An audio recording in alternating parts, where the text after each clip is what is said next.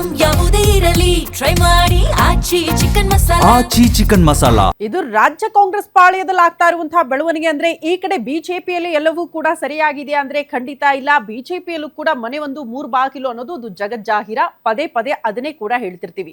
ಈಗ ರಾಜ್ಯಾಧ್ಯಕ್ಷ ಪಟ್ಟಕ್ಕಾಗಿ ಈ ರೀತಿ ಬಣ ಪಾಲಿಟಿಕ್ಸ್ ಆಗ್ತಾ ಇತ್ತಲ್ಲ ರಾಜ್ಯ ಬಿಜೆಪಿಯಲ್ಲಿ. ಬಟ್ ಈಗ ಸ್ವಲ್ಪ ವರ್ಷನ್ ಚೇಂಜ್ ಆಗಿದೆ ಅಂತೆ. ಸಿಎಂ ಯಾರಾಗಬೇಕು ಮುಂದಿನ ಬಾರಿ ಅದನ್ನ ಈಗಲೇ ಡಿಸೈಡ್ ಮಾಡಿಬಿಡಿ ಅನ್ನೋ ರೀತಿಯಲ್ಲಿ ಪಟ್ಟು ಹಿಡಿದಿದ್ದಾರೆ ಅನ್ನೋದ್ರ ಡೀಟೇಲ್ಸ್ ಸದ್ಯ ಸಿಗ್ತಾ ಇದೆ. 2028ರ ಚುನಾವಣೆಗೆ ಮೈತ್ರಿ ಪಕ್ಷಗಳ ತಯಾರಿ ಆಗ್ತಾ ಇದ್ದು ನಾಳೆ ಮಹತ್ವದ ಬಿಜೆಪಿ ಕಾರ್ಯಕಾರಿಣಿ ಸಭೆ ಕೂಡ ಇದೆ. ಹಾಗಾಗಿ ಮೈತ್ರಿ ಪಕ್ಷದಲ್ಲಿ ಮುಂದಿನ ಸಿಎಂ ಯಾರು ಅದನ್ನ ಈಗಲೇ ಕ್ಲಾರಿಟಿ ಕೊಟ್ಬಿಡಿ ಅಂತ ಕೇಳ್ತಿದ್ದಾರಂತೆ.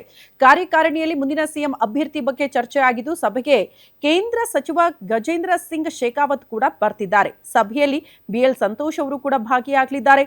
ಸಿಎಂ ಅಭ್ಯರ್ಥಿ ಬಗ್ಗೆ ಇವತ್ತು ಬಿಜೆಪಿ ನಾಯಕರು ಏನೋ ಪ್ರಸ್ತಾಪ ಮಾಡ್ತಾರಂತೆ. ಈ ಸಭೆಯಲ್ಲಿ ಪ್ರತಿ ಜಿಲ್ಲೆಯ ಕಾರ್ಯಕರ್ತರ ಅಭಿಪ್ರಾಯವನ್ನ ಬಿಜೆಪಿ ನಾಯಕರು ತಿಳಿಸ್ತಾರಂತೆ. ಈ ಸಭೆಯಲ್ಲಿ JDSನವರನ್ನ ಸಿಎಂ ಮಾಡೋದಕ್ಕೆ ನಾವ್ಯಾಕೆ ಕಷ್ಟಪಡಬೇಕು ಅಂತ ನಾಯಕರು ಕೇಳ್ತಿದ್ದಾರಂತೆ. ದಳ ನಾಯಕರ ಹೇಳಿಕೆಯಿಂದ ಪಕ್ಷಕ್ಕೆ ಹಿನ್ನಡೆಯಾಗ್ತಾ ಇದೆ ಅನ್ನೋದನ್ನ ಕೂಡ ಸಭೆಯಲ್ಲಿ ಪ್ರಸ್ತಾಪ ಮಾಡಬೇಕು ಅಂತ ನಿರ್ಧಾರ ಮಾಡಿದ್ದು, ಇದರಿಂದ ಸ್ಥಳೀಯ ಸಂಸ್ಥೆಯ ಚುನಾವಣೆಗೂ ಕೂಡ ಹಿನ್ನಡೆಯಾಗುತ್ತೆ ಅಂತ ಬಿಜೆಪಿ ನಾಯಕರು ಇವತ್ತಿನ ಸಭೆಯಲ್ಲಿ ಚರ್ಚೆ ಮಾಡ್ತಾರಂತೆ. ಬಿಜೆಪಿ ಲೀಡರ್ಸ್ ಹೇಳಿಕೆಗೆ ಬ್ರೇಕ್ ಹಾಕಿಸ್ಬೇಕು.